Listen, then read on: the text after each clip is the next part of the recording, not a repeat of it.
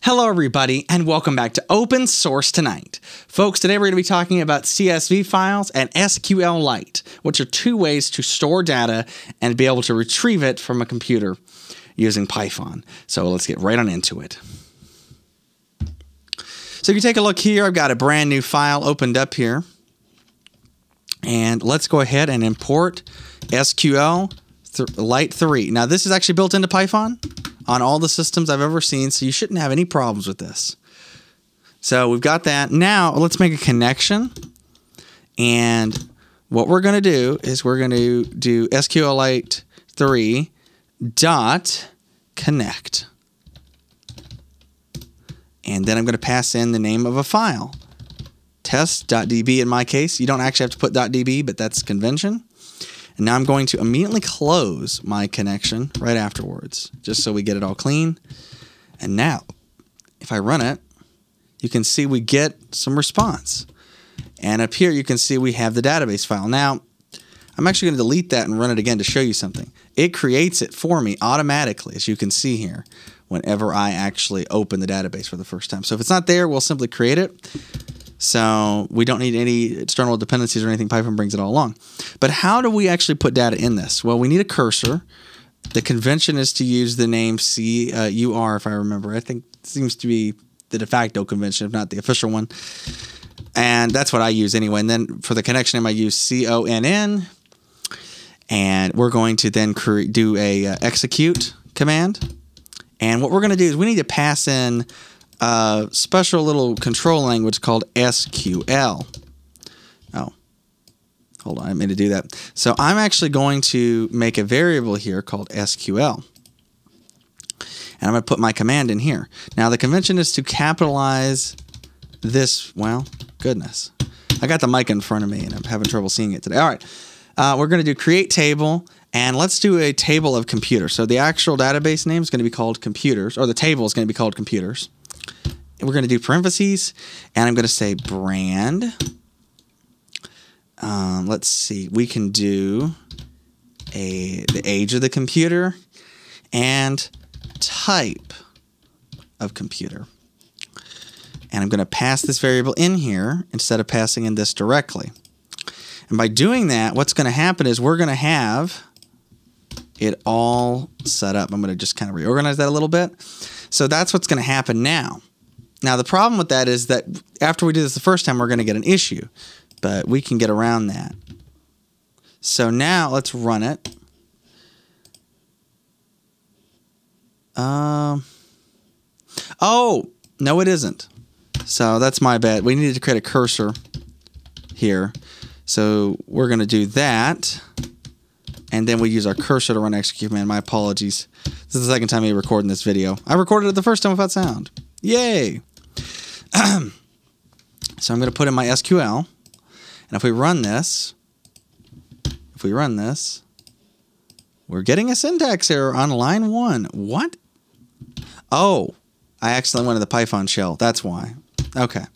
So we've created our database, and now we have inside of it a table called computers. So now I'm going to comment this stuff out, right? And let's go ahead. Actually, we don't want to comment all of this out. We just want to comment out this part. The rest of it needs to stay anyway, or can stay. This part doesn't matter. It's just a variable that's not going to be used, and we need it for cursors. So let's go ahead and let's actually insert an option. So I'm going to do cursor.execute again. This time I'm going to pass in SQL directly, and we can do insert.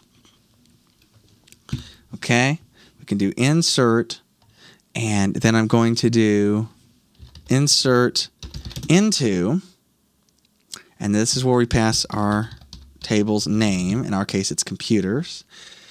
And then after we do that, I'm going to come up here and do values. Okay, and what we're going to do, I'm actually going to make this a multi-line one just so we can organize it. And, well, that's not what I wanted it to do. There. That's what I wanted it to do. I actually hit the wrong key. All right. So we can actually come in here and do our insert on a secondary line. And now I'm going to do open brackets like this. We're going to do our strings. So each of these are strings. And that will cover it. So let's go ahead and do our insert. So I'm going to say, apple, for example, 1. So actually, we should set this as a integer. So that means we will have no quotes around the 1. And then the type, we're going to say desktop. Okay. All right, now we're going to actually want to do a commit. This will actually make our changes permanent. So I'm going to do a con.commit, and there we go. If I run this, it successfully added that to the database, and more specifically to the table inside of it called computers. The name of the brand is Apple. The number 1 is how old it is, 1 year. And the type of computer is a desktop in this situation. So you could use this for like some kind of inventory system maybe. Now, how do we actually use this for anything useful? We've already used all this. So let's go ahead and comment that out too. We'll do a cursor dot execute again. This time, let's do a select. Okay? We're going to do a select. And let's select the brand. So we just want the brand right now from, again, we're using these capitalizations, okay? And now we're going to actually select from where we want. So from, in this case, is going to be computers. And so now what we can do is we can actually get our response, and we're going to do a fetch 1 on it, and we're going to just say computer. We'll pass that into a variable called computer, and then let's just print out computer. Okay, so let's go ahead and take a look. You can see we have been given the fact that it is an Apple computer, but now watch this. I can have some fun with this. Let's go back up here and go where, and this is where it gets good, where, and then we're going to do brand equals open close quotes Apple, and that is case sensitive. So in our case, this will actually give us the same result both times, but what if we had more than one computer? And what if instead of fetch 1, we did a fetch all? Now, you can see we have this. Still, we only have 1 in the database, but let me come up here and uncomment this, copy it down, and then I'll recomment this for an example, and let's say Dell. So now we got a Dell desktop in here. And you can see it still only gives us Apple. But watch this. What if we did get rid of our where part of our statement? You can see it lists the Dell twice because I just committed it again. It's my bad. I forgot to comment this part out the second time I ran it. But as you can see, it actually did print out all of it. See? So we have 3 computers. And we're going to put the where back in here. Okay. So we can actually then run through this with a new thing called a for loop. So let's talk about that. For computer in computers. Print computer.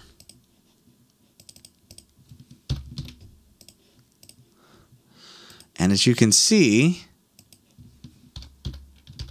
that actually didn't work correctly. Oh, yeah, it did, because we set it back to Apple. That's right.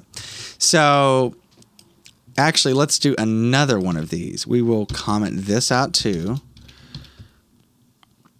And this time, we're going to actually say, let's get more information. Let's select the brand, the age, and the type, all of the above.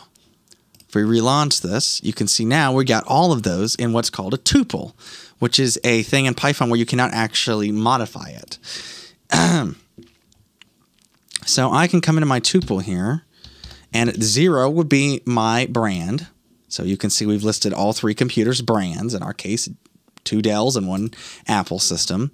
But you can also do other stuff. So for example, remember what we did with print before. Let's come in and let's do brand.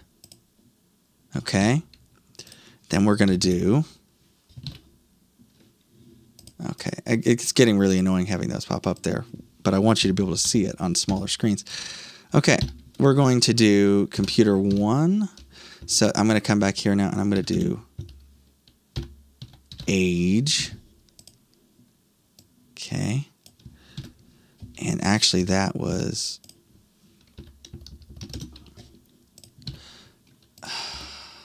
I can't even see that one. Oh, it happens. Okay.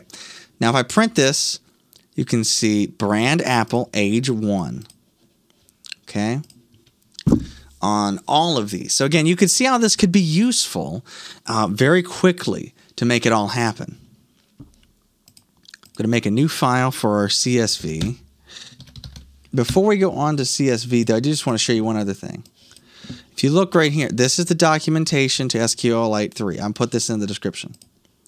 Anyway, but let me get Python 3 CSV. Could have just left that up, couldn't I? I don't know why I moved it over. Anyway. So, oh, that is it. Here, Python docs. Okay, I missed it. So we're going to import CSV. Okay. And now, what we're going to do is a CSV is what's called a comma-separated values file. What that is you literally have value 1, so say name, value 2, say age, value 3, whatever. Okay? And there's going to be a comma between each of those on each new line, and that's how you separate the data. All right, so let's talk about that. So we're going to actually talk about reading a CSV file first, but I'm going to manually write one, so we're going to call it test.csv. And now, I'm going to just get that out of the way. So now I'm going to actually go ahead and put some data in it. So I'm going to put my name, comma, okay. Next, why don't we put my job, okay? Software dev, comma. And then our third thing, let's see, company. Why not? Now, this LLC comma here is going to cause us trouble. So what we're going to do, we're just not going to show it. There is a way, if I remember right, to escape those. I think you can use a /. But anyway. So, let's go ahead and make a CSV reader. So we're going to look at our documentation here, import CSV, we've already done.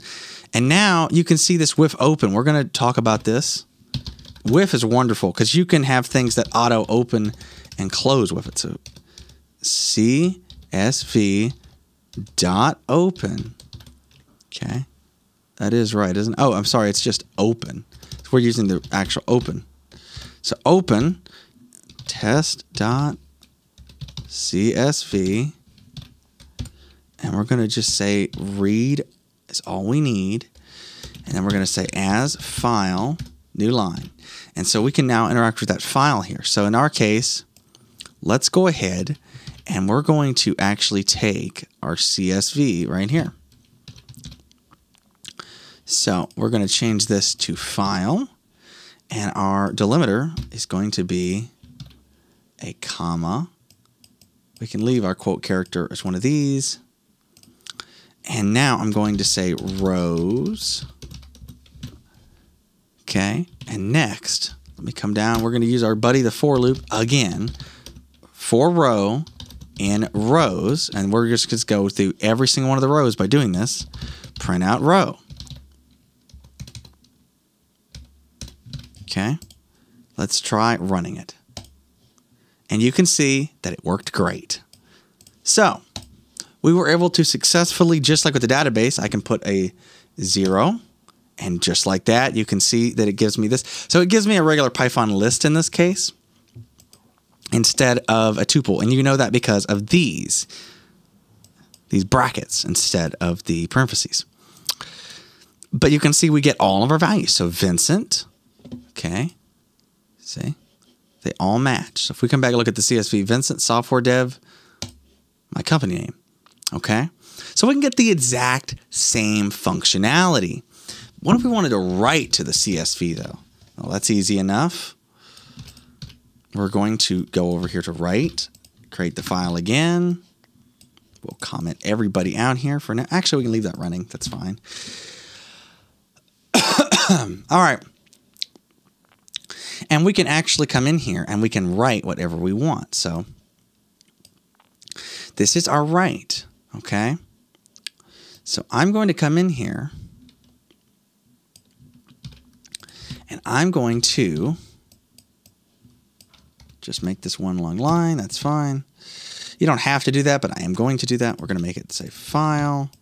Delimiter is going to be a comma. Okay. Quote character is going to be this line right here, the pipe character. We can leave quote minimal for the quoting. And now we can set that to a variable, right? So we're just going to call it writer. Okay. So let's do writer, right row, and we're going to pass it in a list. Okay, as you can see here. Okay. And so that's what we're going to do. We're going to pass it in a list. So here's what we're going to do. Let's go. Bob. Okay.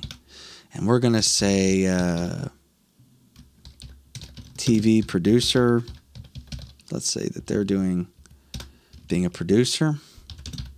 And we're going to say, sure, why not? Let's just make them work for me. Okay. So if we actually run this, we're going to get a new entry. Now, as you can see, it prints out this. Now, if I actually comment this out right now, if I comment all of this out now, watch what's going to happen when we print it again. Bob comes right up. See? Now, the way it works is we are actually overwriting, not appending to our CSV in this case. So, but anyway, that's the way that all of this works. And so, like I said, we can write multiple. So let's say we did that. Let's say that we wrote an additional one. And we'll talk about appending here in a little bit. So I'm going to put me back in here where it erased me. And I'm going to say developer. We're just going to say DEV. I'm going to run it. And if I run back over here, there we go. We got our second line. No problem. And if we read it back, Vincent and Bob. But now it's actually written. Oh, no, it actually hasn't. It's starting from scratch. That's right. So, anyway, that is how that works. Okay? In an upcoming video, I'm going to show you how to append to those.